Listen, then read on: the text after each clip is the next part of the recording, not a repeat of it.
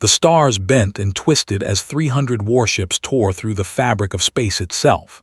The Imperial fleet had arrived in the Sol system with all the drama their species had practiced for 12,000 years. They were good at this. They had done it 467 times before. Every single time the result was the same: fear, panic, surrender. Supreme Commander stood on the bridge of his flagship, the Eternal Subjugation. He was tall, even for a. His scales were dark purple, almost black, and his 4 yellow eyes watched the blue planet grow larger on his, Earth. Such a small world, such a young species. This would be easy.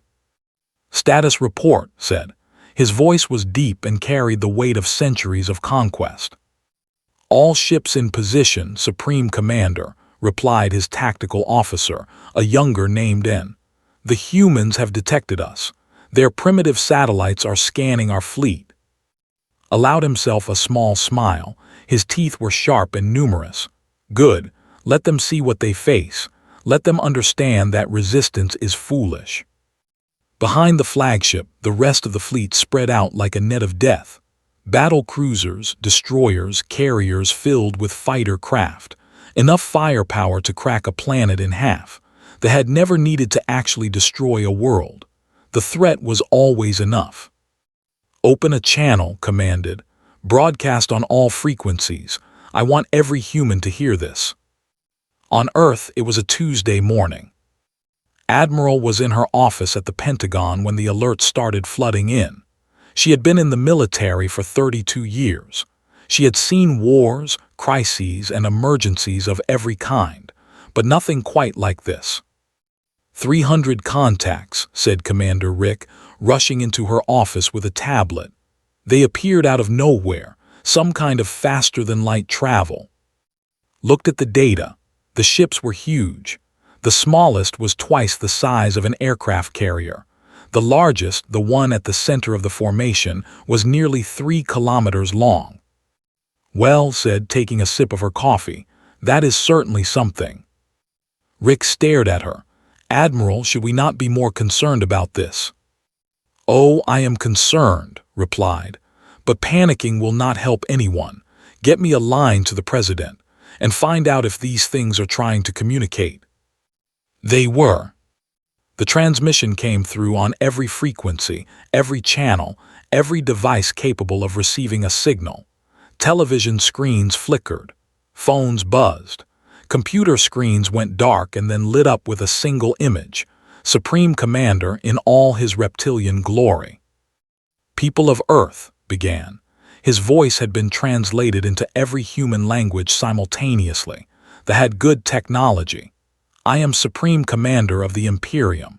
For 12,000 years, my people have ruled this galaxy. We have brought 467 worlds under our control. Your civilization will be the 468th. He paused for effect. He had practiced this speech many times. "You have one planetary rotation to surrender unconditionally. Lay down your weapons, accept our rule. Serve the Imperium and you will be allowed to live. Resist and you will be destroyed. There will be no negotiation. There will be no mercy for those who defy us." The transmission ended. Across Earth, people stopped what they were doing. They looked at their screens. They looked at each other. For a moment, the entire planet was silent. Then the phone started ringing. In Washington, President Laura gathered her advisors in the Situation Room. The Secretary of Defense, Danny, arrived looking like he had run the whole way. The Joint Chiefs were there. Scientists, intelligence officers, everyone who might have something useful to say. "All right," President said. "What do we know?" 300 ships, Danny replied. "The big one appears to be their command vessel. Based on the energy readings, they have weapons that could level cities, maybe continents." "Can we fight them?" "Honestly, no. Our weapons would be like throwing rocks at tanks." A heavy silence fell over the room. Then Secretary of State spoke up. "They gave us 24 hours. That means they want something from us. They could have just attacked, but they did not." "They want us to surrender," someone said. Yes, but why give us time? Continued. In my experience, when someone gives you time to think, it is because they prefer not to fight. They want us scared. They want us to give up without them having to do anything. President nodded slowly. So this is about fear. Exactly. This whole display, the big fleet, the dramatic speech, it is theater. They are trying to scare us into submission. Danny laughed. It was a short, surprised sound. Did that guy really call himself? That sounds like a villain from a Saturday morning cartoon. A few people smiled. The tension in the room eased just a little. What about the name of his ship? Rick added. He had been pulled into the meeting for his technical expertise. The Eternal Subjugation. Who names their ship that? That is the most thing I have ever heard. More laughter now. Quiet, nervous laughter, but laughter all the same. President held up her hand. All right, let us focus. They want us afraid. They expect us to beg for mercy. What if we do not? What do you mean? Danny asked. I mean, what if we do not play their game? What if, instead of fear, we give them something they have never encountered before? Raised an eyebrow, and what would that be? President smiled. It was not a nervous smile. It was the smile of someone who had just had a very interesting idea. We make fun of them. The room went quiet again, but this time it was a different kind of quiet. People were thinking. They have been doing this for 12,000 years, the president continued. Every species they have encountered has probably reacted the same way. Terror, desperation, surrender, but humans, we make jokes about everything. We laugh at danger. We turn our fears into memes. What if we show them that their whole scary act does not work on us? Danny was grinning now. You want to troll an alien empire. I want to show them that Earth is not like the other worlds they have conquered. I want them to realize that their intimidation tactics are useless here. Shook her head, but she was smiling too. This is either the best idea or the worst idea in human history. Probably both, President admitted. But I would rather go down laughing than go down begging. Now, someone get me our best comedy writers. We have a response to prepare. Across the planet, humans were already doing what humans do best. They were not panicking. They were not hiding. They were posting. Social media exploded with jokes about the alien fleet. Someone had already drawn as a cartoon character. Someone else had made a remix of his speech set to dance music. A hashtag was trending worldwide. Alien invasion, but make it funny. Up in orbit, they waited for the fear to set in. They had no idea what was coming. The humans had 24 hours to respond. They used 3. Supreme Commander had spent those hours reviewing reports from his officers. The human military forces were pathetic. Their ships could barely reach their own moon. Their weapons were primitive chemical explosives and simple nuclear devices. Nothing that could even scratch the paint on a warship. They are organizing some kind of response, and reported. Multiple transmissions between their governments. They appear to be coordinating. Nodded with satisfaction. Good, they are preparing to surrender, as expected. He had seen this before. The initial shock, then the frantic communication between leaders, then the groveling acceptance of rule. It was always the same. Every species eventually understood that fighting was pointless. The transmission alert sounded. Supreme Commander, we are receiving a response from Earth. Put it on screen. The flickered to life. A human female appeared. She was seated at a plain desk wearing formal clothing. Her expression was serious, diplomatic, exactly what expected. Supreme Commander, she began. I am Melissa Hart, speaking on behalf of the United Nations of Earth. We acknowledge receipt of your ultimatum. Leaned forward slightly. Here it comes, he thought, the begging. After careful consideration among our world leaders, Melissa continued, we have prepared the following formal response. She paused, she shuffled some papers, she cleared her throat. No. The bridge of the eternal subjugation went absolutely silent. blinked all four of his eyes. What? No, Melissa repeated. We are not going to surrender. We talked about it and we decided we would rather not. Thank you for the offer, though. She said this with the same tone someone might use to decline a telemarketer, and turned to his commander with confusion written across his scales. Sir, is this a mistranslation? Did she just say no? She said no, confirmed. His voice was flat with disbelief. On screen, Melissa was continuing.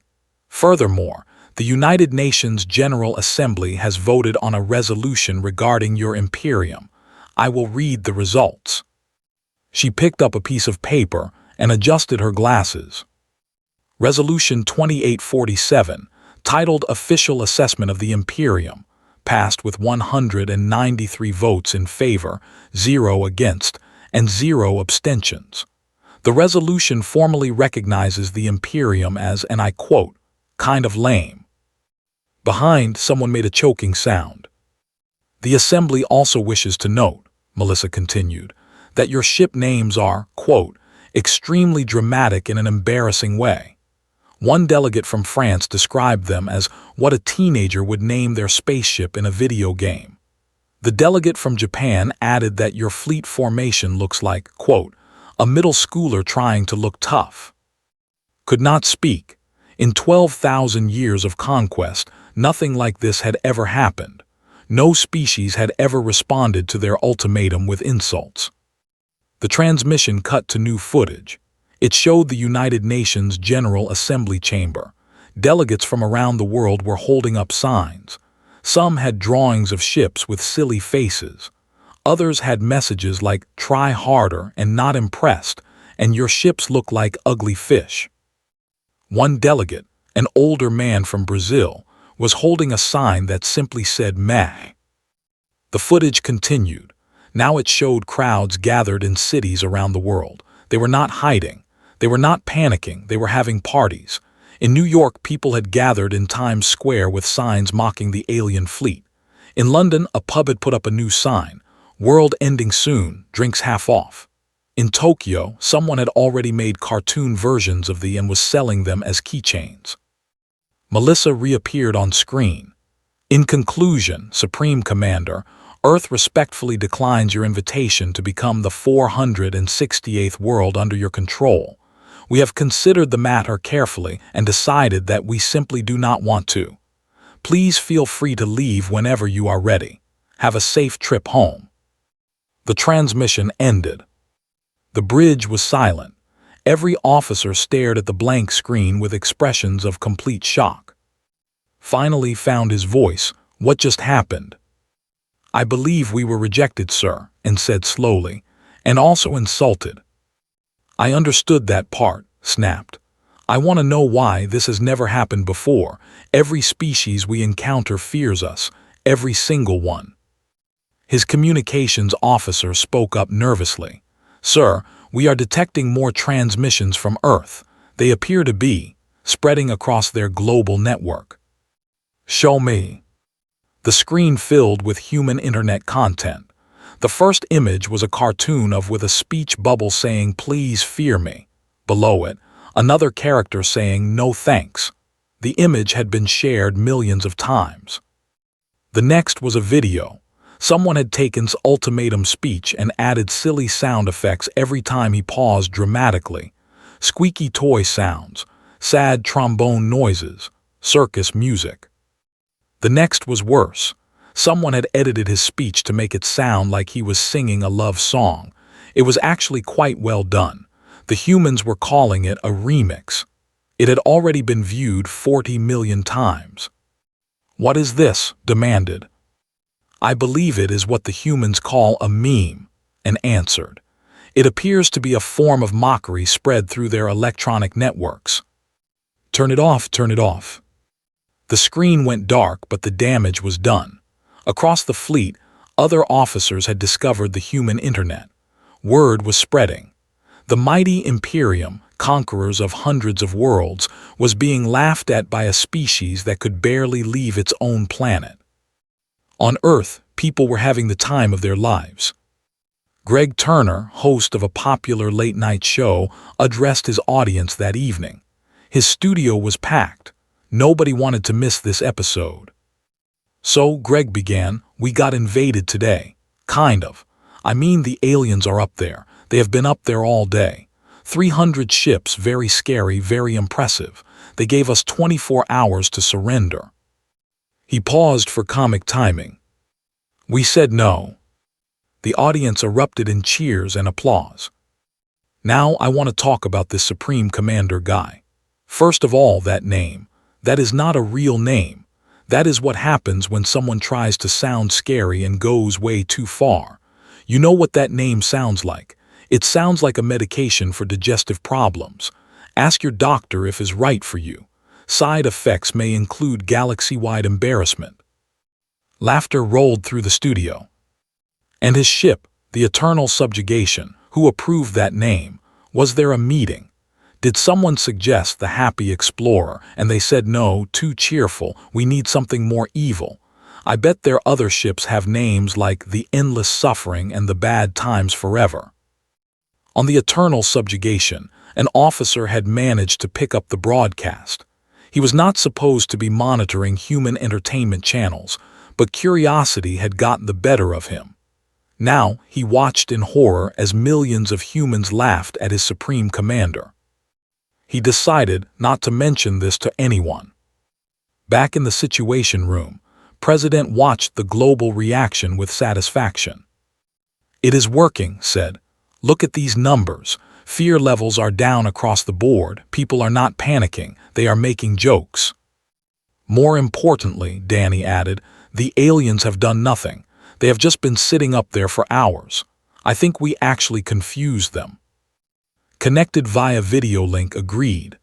Our psychological warfare experts are amazed. The clearly expected a standard fear response. They have no protocol for being mocked.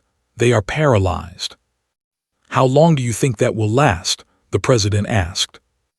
Unknown. They might try to demonstrate their power, destroy something to prove they are serious. Then we need to be ready for that too. Whatever they do, we respond the same way. No fear, no panic, just more jokes. We keep them off balance. And if they actually attack, asked quietly, if they start killing people? The room fell silent.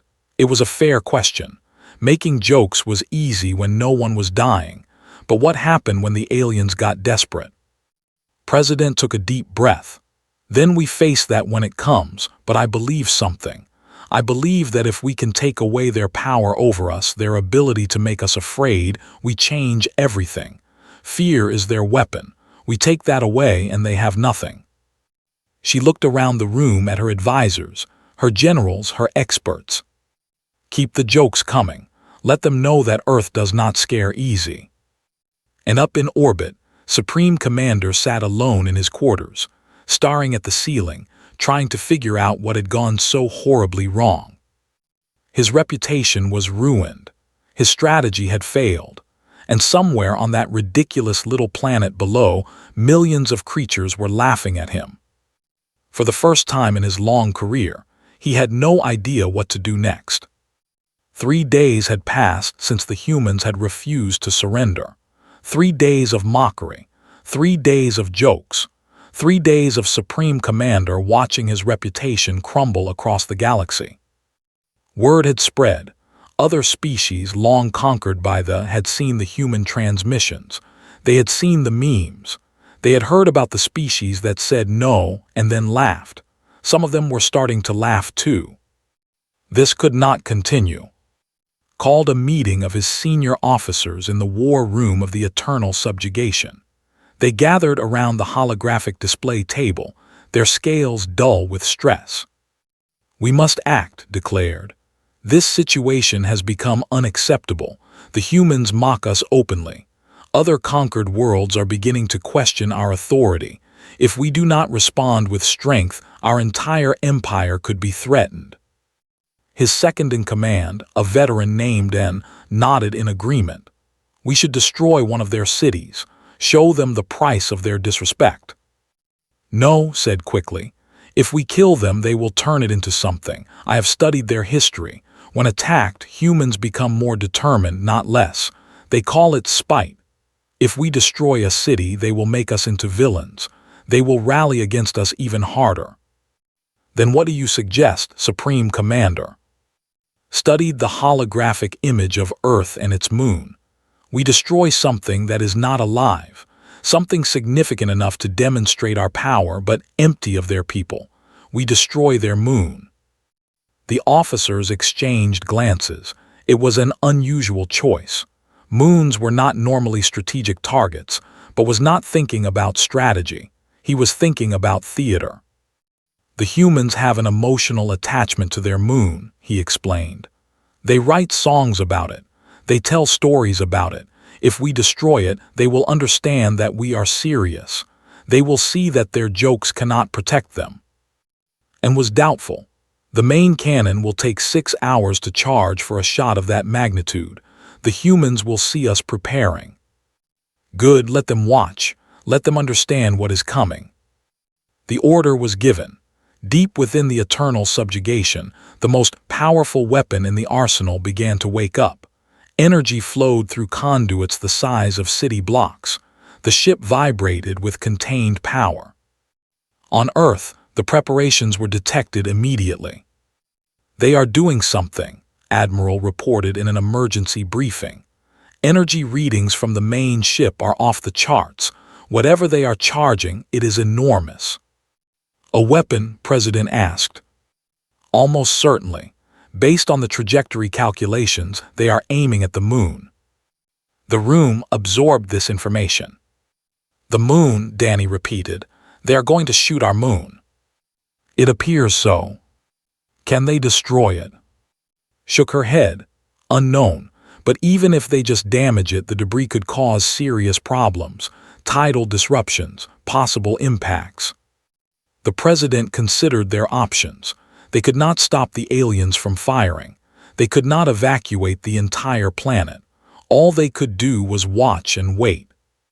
Tell people to stay calm, she finally said, and remind them to keep their cameras ready. If these guys are going to shoot our moon, I want every person on Earth recording it. 6 hours later, the sky lit up. The main cannon of the eternal subjugation fired with a beam of energy so bright it was visible across the entire planet.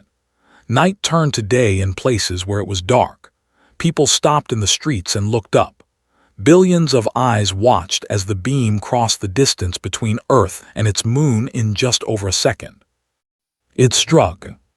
The impact was massive. Rock vaporized. Dust exploded outward in a silent bloom. From Earth, people could see the flash, could see the cloud of debris spreading from the impact site. And then it was over. The moon was still there. It had a new crater, certainly, a significant one, but the moon remained intact, hanging in the sky just as it always had. On the eternal subjugation, officers stared at their screens in disbelief. Reports demanded. Direct hit, Supreme Commander. We have vaporized approximately 8 square kilometers of the lunar surface. 8 square kilometers, repeated. The moon is over 14 million square kilometers. We barely scratched it. The main cannon was not designed for targets of this density, sir. The moon is solid rock. Our weapons are optimized for biological targets and lighter structures. Felt something cold settle in his stomach. This was not the overwhelming display of power he had intended. This was a very large gun making a very small hole. On Earth, the reactions came quickly.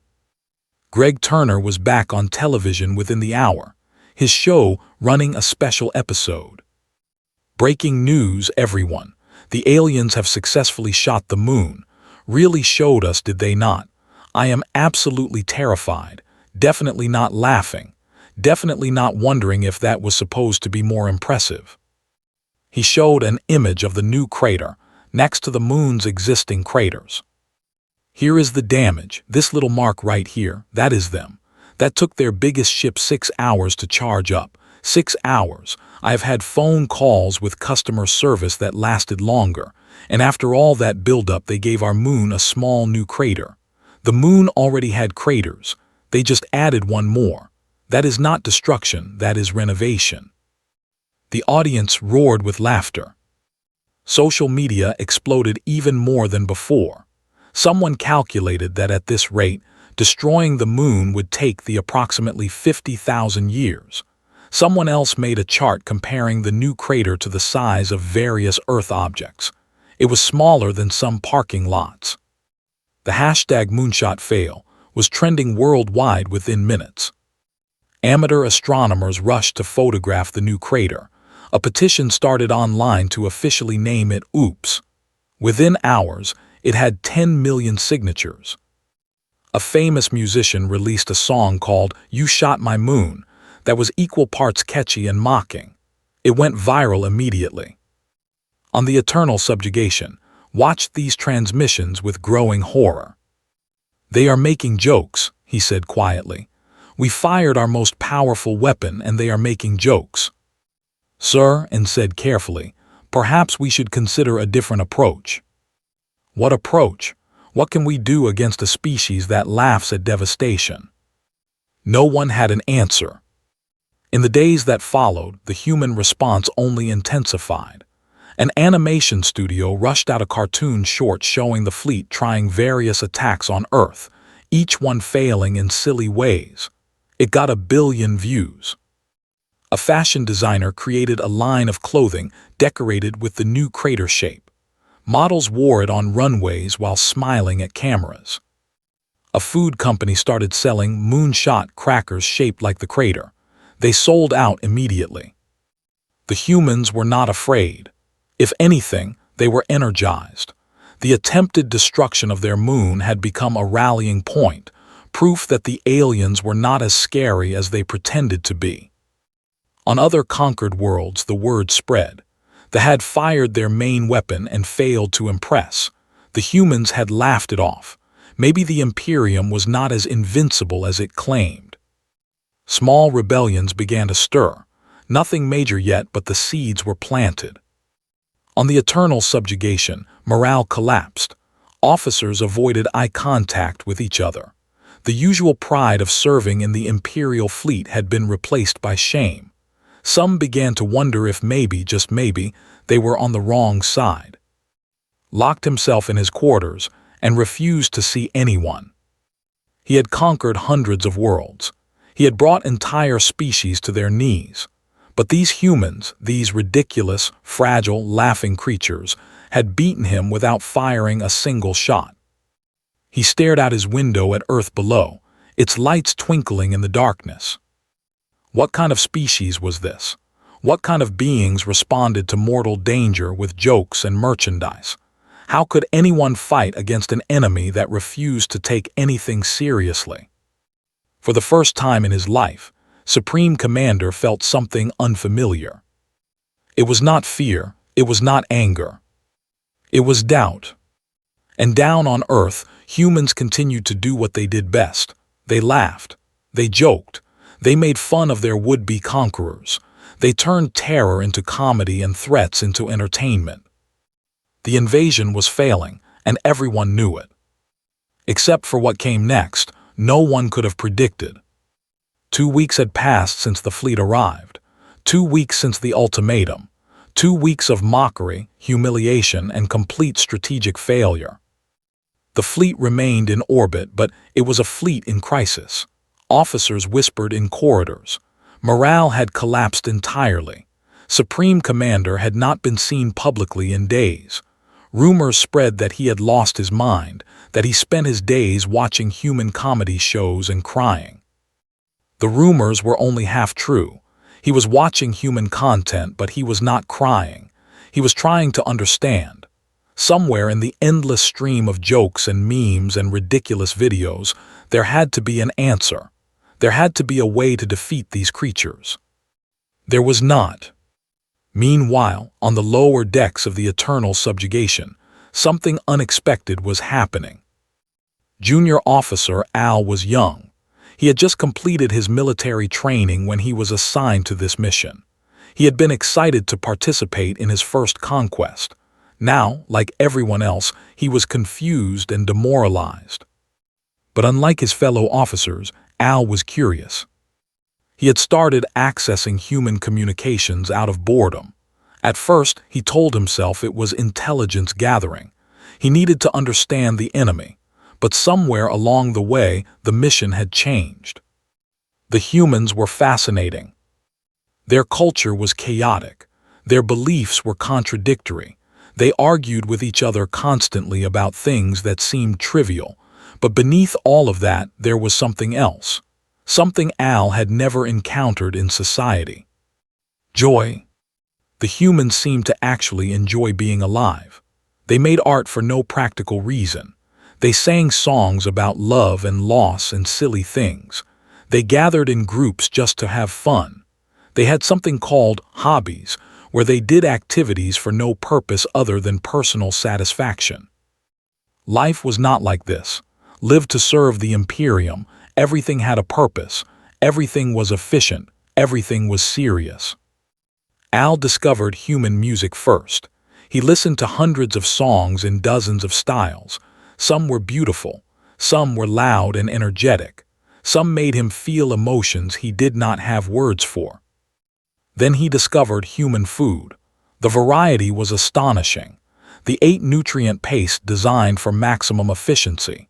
Humans had thousands of different dishes, prepared in countless ways just because they tasted good. Then he discovered something that changed everything. Coffee. It was a simple beverage made from roasted plant seeds. By any reasonable measure, it should have been unremarkable. But when Al read about it, when he saw how humans talked about it, when he learned about their complex rituals surrounding its preparation and consumption, he became obsessed. He had to try it. Using the ship's communication systems, he managed to establish contact with a human.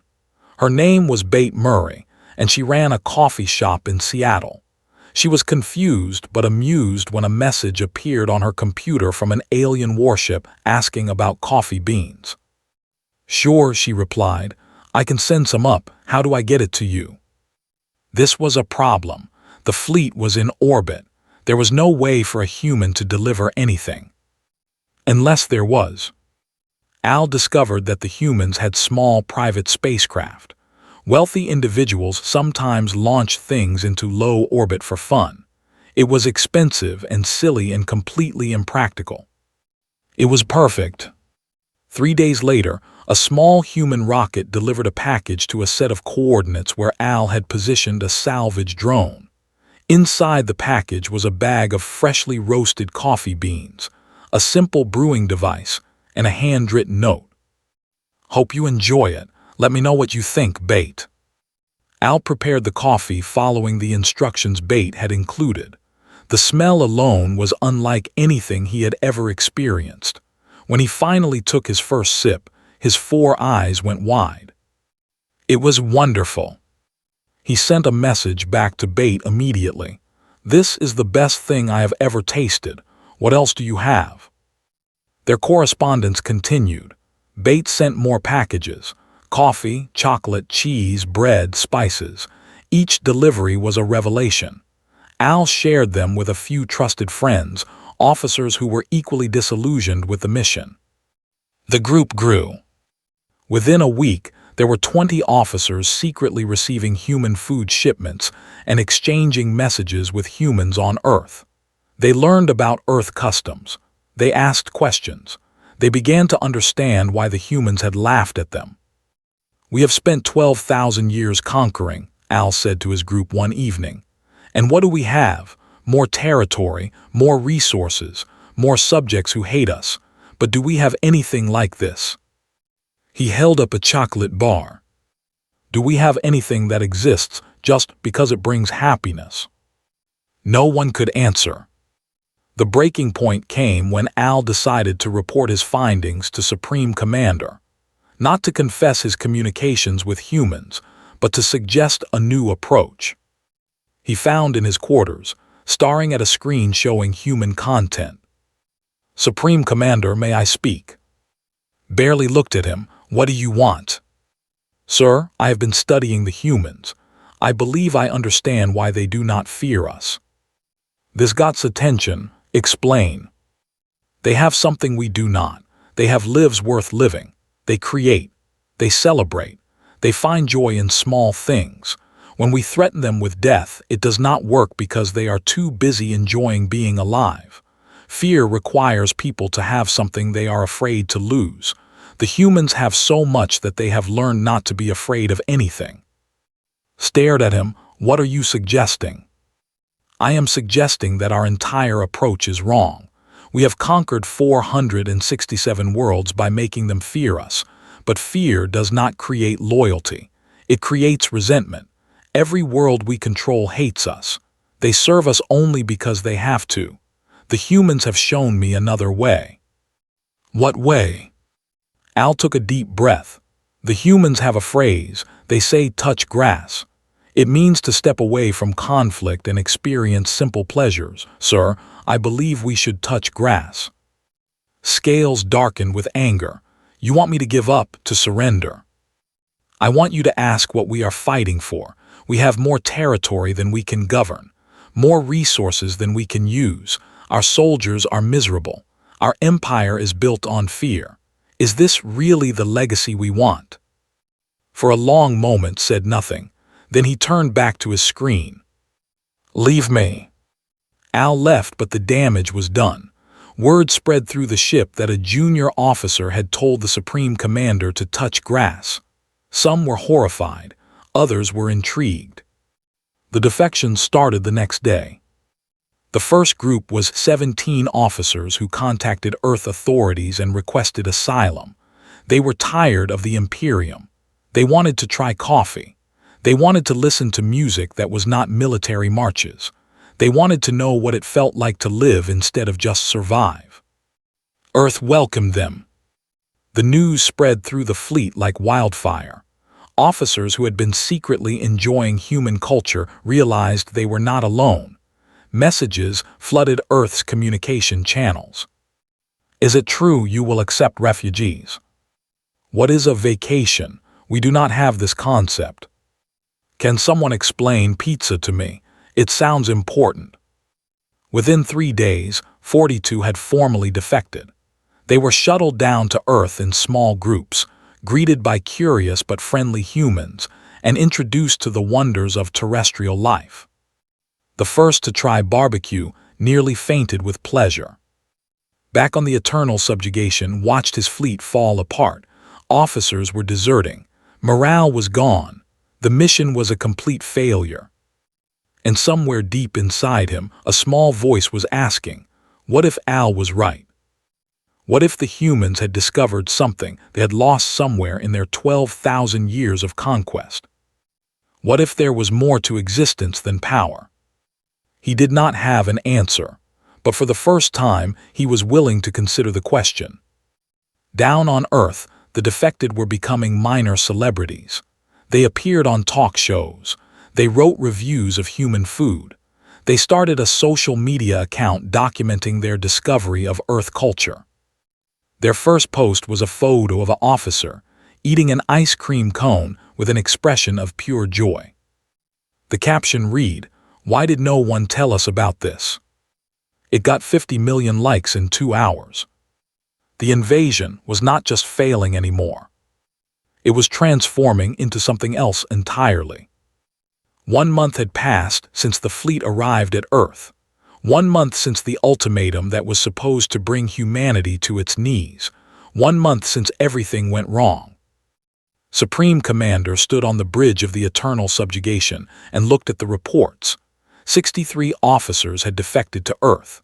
Morale among the remaining crew was at an all-time low. The other conquered worlds were growing restless, inspired by humanity's example. The Imperium High Council had been sending increasingly angry messages demanding results. There would be no results. Knew that now. This mission was over. He had 2 choices. He could order an attack on Earth's population centers. He could kill millions of humans out of spite and frustration. It would not change anything. The humans would keep laughing. The defections would continue. The empire would still crumble, but he would have the satisfaction of revenge. Or he could do something else entirely. Thought about Al's words, touch grass.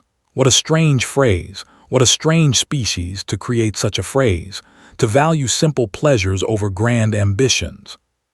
He thought about the defected officers he had watched on human broadcasts.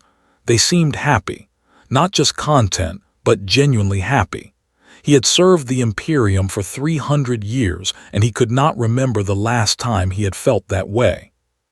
He thought about the 12,000 years of conquest, all those worlds, all that death, all that suffering, and for what? An empire that had to be held together by fear, subjects who would rebel the moment they sensed weakness. Maybe the humans were right to laugh. Maybe the whole thing was kind of lame. Made his decision.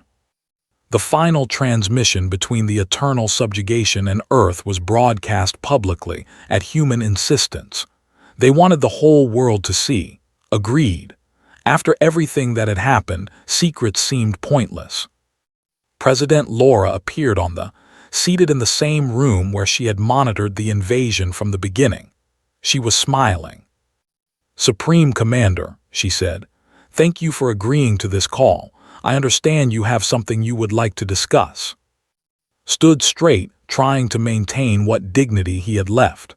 "President, I have been in contact with my government. After careful consideration of the strategic situation, the Imperium has decided to withdraw from the Sol system." "I see. And by strategic situation, you mean that your officers keep deserting and your entire empire is laughing at you." A month ago, that comment would have enraged him. Now just felt tired. "Yes," he admitted, "that is an accurate summary." President's expression softened slightly. "For what it is worth, Supreme Commander, I think you are making the right choice. There has been enough violence in this galaxy. Maybe it is time for something different." Perhaps paused. "I have a request." "Go ahead." "Some of my officers have expressed interest in remaining on Earth. They have found something here that they did not have in the Imperium. I ask that you allow them to stay. They are already welcome here, all of them, and that invitation extends to any other who want to visit, not as conquerors, as guests. Consider this. You would welcome the species that tried to enslave you. We would welcome the individuals who had the courage to admit they were wrong. There is a difference between a species and its government. Your people are not our enemies. Your empire was, and honestly, I think your empire might not last much longer anyway." She was right, knew she was right. The cracks had been forming for centuries. Earth had just pushed them wide open. "One more thing," President said, "before you go. I have been told that you have been watching our entertainment broadcasts, our comedy shows, our music. Is that true?" Felt something like embarrassment. "I was attempting to understand your species." "And did you learn anything?" He thought about it. He thought about the songs and the jokes and the silly videos. He thought about the way humans found joy in everything, even in the face of death. He thought about how they had turned an invasion into a party. "I learned that your species is strange," he said finally. "You are inefficient. You are chaotic. You waste enormous amounts of time on activities that serve no practical purpose. But you are happy, and I do not think my species has been happy for a very long time." President nodded. "You are welcome to stay too if you want. Colorado is nice this time of year. We have mountains and something called skiing. You might like it." For a moment allowed himself to imagine it. No more conquest, no more fear, just living, trying new things, maybe learning to laugh. "Perhaps another time," he said. "For now, I must return and face my government. There will be consequences for this failure." "Will you be okay?" It was a strange question. No one had asked if he would be okay in 300 years. "I do not know," he answered honestly. "But whatever happens, I think this was worth it. Someone needed to show the Imperium that there are other ways to exist. If Earth has done that, then something good has come from this disaster." The call ended. The fleet began preparations for departure. But before they left, did something unprecedented. He opened the communications channel to all ships and addressed his remaining officers directly. This mission has been a failure by every measure the Imperium uses. We came here to conquer, and we were defeated without a single shot fired against us. Many of you have lost faith in our cause. Some have left to join the humans. He paused, gathering his thoughts. I do not blame them. For the first time in my career, I am questioning everything I have been taught. The humans showed us something today. They showed us that fear is not the only way. That strength does not come from weapons. That the most powerful force in the universe might be the simple refusal to take things seriously. He looked out the viewport at Earth one last time. I do not know what the future holds for the Imperium, but I know that things must change. If a species of soft, fragile creatures can face our entire fleet and laugh, then perhaps our way has been wrong all along. The fleet departed Earth's orbit that afternoon. The humans watched them go, cheering and waving from the ground, celebrating the strangest victory in their history. Not all the left. 107 officers had defected by the end, choosing Earth over Empire. They scattered across the planet, eager to experience everything human culture had to offer. The first restaurant opened in Los Angeles 6 months later. It served traditional nutrient paste alongside human favorites. The paste was not popular. The owners quickly learned to make hamburgers instead. The first hiking club formed in Colorado just as President had suggested. They discovered that they loved mountains. They loved forests. They loved sitting around campfires and telling stories. They loved being alive. News of Earth's victory spread through the galaxy. Other conquered worlds began to resist, not with weapons but with jokes, with music, with culture. The Imperium, which had stood for 12,000 years, began to fracture. Within a decade, it had collapsed entirely, replaced by a loose federation of independent worlds that traded with each other instead of conquering. The transition was not always peaceful, but it was inevitable. Once species learned that fear was optional, they stopped being afraid. Earth became a tourist destination. Aliens from dozens of worlds came to see the planet that had laughed an empire to death. They tried the food. They learned the music. They went home changed. And in a small coffee shop in Seattle, Bate Murray still received letters from her first customer. Al had settled in Portland. He worked at a bookstore. He had learned to make pour-over coffee that even humans admitted was excellent. His latest letter included a photograph. It showed him standing on a hiking trail, the sun setting behind him, a smile on his face that would have been impossible for just a year before. The caption read, "I touch grass, you were right, it is wonderful." In Ohio, Lisa Morgan updated her history curriculum one final time. The chapter on the invasion was now required reading in schools across the planet. The title of the chapter was, "How Humanity Won a War by Refusing to Fight It." The lesson was simple. Sometimes the best weapon is a good sense of humor. Sometimes the bravest thing you can do is laugh in the face of fear. And sometimes, the most powerful empire in the galaxy can be defeated by a species that simply refuses to be impressed. Earth had won, not because humans were stronger or smarter or better equipped. They won because they were too busy enjoying life to be scared of losing it. And that, in the end, was the most human thing of all.